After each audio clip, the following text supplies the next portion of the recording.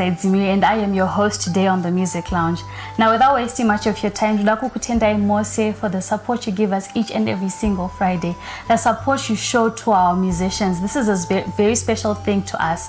Now, Indinonzwa Kufara as your host, because today we've got a very special lady. She is a mom. Thank you.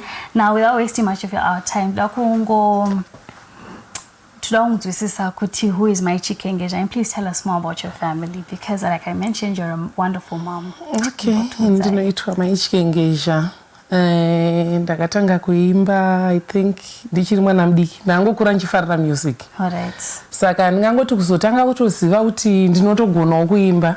I think I was in form 3. Ndobva ndatanga kuimba negroup rainzi Pilgrims. Ndobva ndakasangana navachikengesha.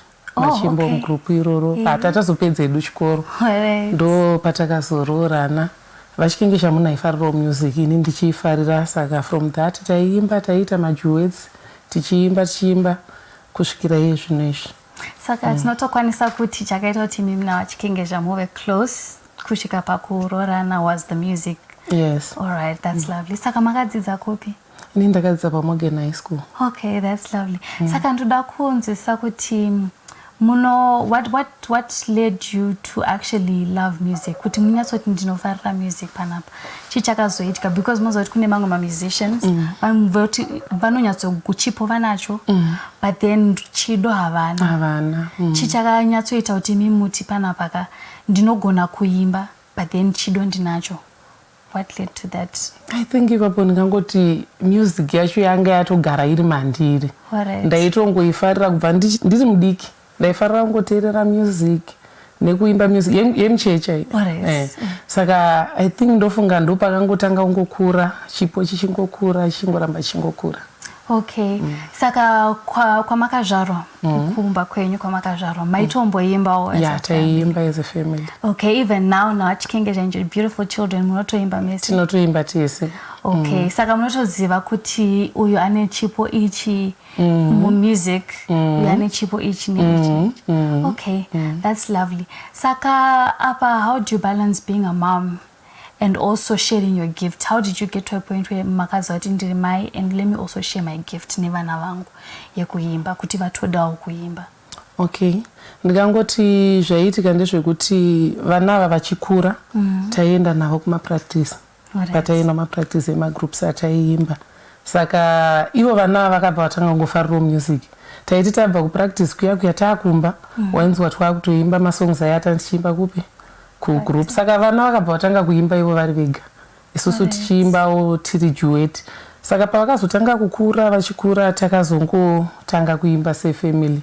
Takatozongoona kuti vana havatori nechipo ka vanotofarirawo zvekuita sei zvekuimba. Aiwa, ini nangu ndoda kukutendai nezvamakaita because you know kune vamwe vabereki vasinganyatsozvigamuchira izvozvo because vanenge vachiti uri kuwaste time nezvinhu izvozvo but then makanyatsozvigamuchira imi navachikengeja kuti no isusu vana vedu they were blessed nazvo izvi. Saka ndine imwe question I'm always wondering kuti sevanhu vakapiwa chipo ichi how do you balance it kuti musava nezvezve kuti okay I don't want to call it pride but pane pamwe pekuti munonyadzozva panapa ini ndindoga ndine chipo ichi and sure ndiri kutodiwa kuti ndi minister unto others, like let's say muchurch pari kudiwa chorist. How do you balance kuti musava nepride yoti you know what panapa ndiri kugona but and I don't feel like doing it? How do you balance a situation yakadaro? Kuchechi. Okay, kana kuri kuchechi vakawanda ndoziva kuti Maichikengesha vane chipo chekuvakoresta. Asi sometimes kuti usarambe uchingonzi Maichikengesha tichaimbisirwa naMaichikengesha, unototsvagawo umwe munhu unoona kunge unotomunzwa mucongregation kuti uyu munhu anenge ane chipo chekuimba, then ongomuti ndasagone kumboimbisawo here panzvimbo pangu, ndichida kungoona kuti pane vamwewo here vane chipo nechido sechandinacho chekuimba. Saka apa ndiri kutoona kuti mune interest mune vanhu vatorina, especially vanhu vari like not kutsikirwa but vanhu vasati vashare their talent nevanhu. So does this mean kuti pamwe pacho munotombodedza vanhu kuti aiwa uya tiimbe so kuti vanhu vanyatso advance their talent, kuti vanyatsosvika pekuti vanonyazoziva kuti panapa ndaa confident? Ya izvozvo totombozviita, togona kutoidentify kuti uyu anoimba tena, uyu anoimba soprano, ini ndinoimba alto.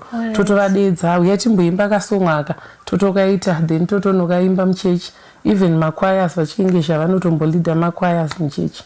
Oh, but imimi makamboleader any group? Inini handina chipo chekuleader. Okay, saka ndivachikengezha vanoita. Yes. No, that's actually lovely. Saka even during my family worships yenyu zvakatorongeka? Ndo time yepractice yacho, tisati tanamata tinotanga tamboimba then tosopinda paprayer session yedu. No, to be honest, izvi zvinofadza. I won't lie. Saka pane vana venyu, pane vane chipo chekuridza futi ma-instruments. Kana imimi? Vakomana ndo vane chido chekuridza ma-instruments. Havasati vambozviitawo but unotoona kuti vane chido. Ndine kamukomana kangu kane 6 years. Unoona kuti zvekuimba chaizvo akanyanyozvifarira but zvema-instruments zvindo zvaanofarira. Saka apa tiri kutotarisira kuti in the future munonyanya ne 6 years pazvinonzi chikengezha family achitori instrument imimi mutotoimba. Saka which hymn did you bring to us? Which hymn are you singing for us today? Hymn 122. Okay, Inango, I'm very excited. Like I really can't wait for you guys to also hear this song because this is wonderful. But then gatimbotaura a bit about it. Kuti chichaita kuti muuye panapa. Okay. Hymn 122. Hymn 122 isong yekuti pandinenge ndakaremerwa unongoziva kuti muupenyu zvakawanda zvinorema. Isong inongondiswededza padhuze naMwari. Ndinonzwa kuti ndina someone ari padhuze neni anenge achindinyaradza mumaproblems. Then nhasi ndanyanya kuiimbira vabereki vangu vanogara kuSunningdale, baba vangu namai vangu. Vakura vangogara vachingorwara pano neapo, saka da kuti vateerere this song inogona kuvabatsira. This is very powerful. Mozoti pahymn 122 inongotaura how patiri padhuze naMwari. Zvinhu zvese nyangwe hatisi kuti maproblems anoenda but zvinhu zvongoreruka. Sezvamataura kuti you're dedicating it kune maparents enyu. Pamwe pacho pekuti munonyatsoona kuti panapa situation yacho inogona kusatobudika but then mukangoenda padhuze naMwari. Mwari ndiye anogona kunyaradza. Thank you so much for your time, my Chikengezha. Thank you. Now, without wasting much of your time, I have been waiting for this moment. Saka hande ku studio tinonzwa this nice song. I promise you this is a very beautiful song. Pedro, name hymn 122.